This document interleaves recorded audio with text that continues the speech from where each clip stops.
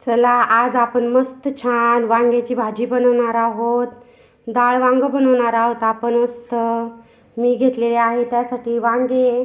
आता आपण छान अशी काप करून घेणार आहोत वांग्याची। मस्त चिरून घ्यायचे वांगे।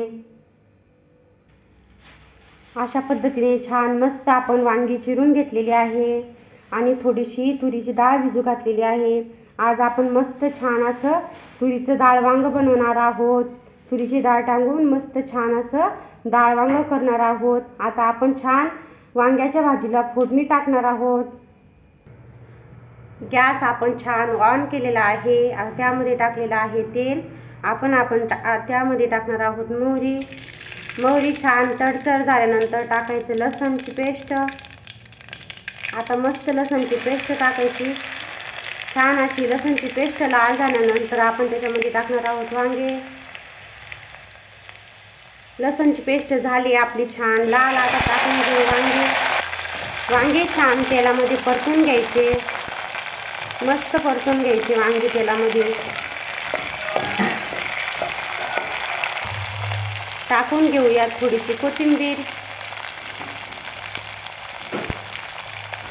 वांग्याला छान तेलामध्ये झाल्यानंतर मग आपण त्याच्यामध्ये चटणी मीठ हळद सगळं टाकणार आहोत। आता टाकून घ्यायची भिजवलेली तुरीची डाळ। भिजवलेली तुरीची डाळ टाकल्यानंतर एक वेळ हलवून घ्यायचं।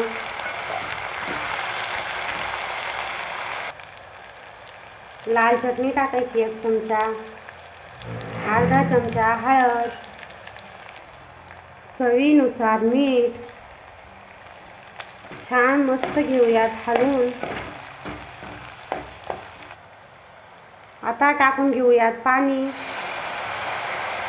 पाण्यामध्ये छान शिजवून घ्यायची भाजी। डाळ थोडीशी पाण्यामध्ये अर्ध कच्ची शिजवून घ्यायची, म्हणजे त्याच्यामध्ये डाळीचा पण अर्क उतरल्यानंतर वांग्याच्या भाजीला चव खूप छान लागते। अशा पद्धतीने आपण मस्त वांग्याच्या भाजीला पाणी टाकून घेतलेलं आहे। आता छान अशी भाजी आपण शिजवून घेणार आहोत। भाजी आपली मस्त अशी शिजत आहे। आता आपण भाजीमध्ये शेंगदाण्याचा कूट टाकून घेणार आहोत। अशा पद्धतीने मस्त असं आपलं डाळ वांग तयार आहे।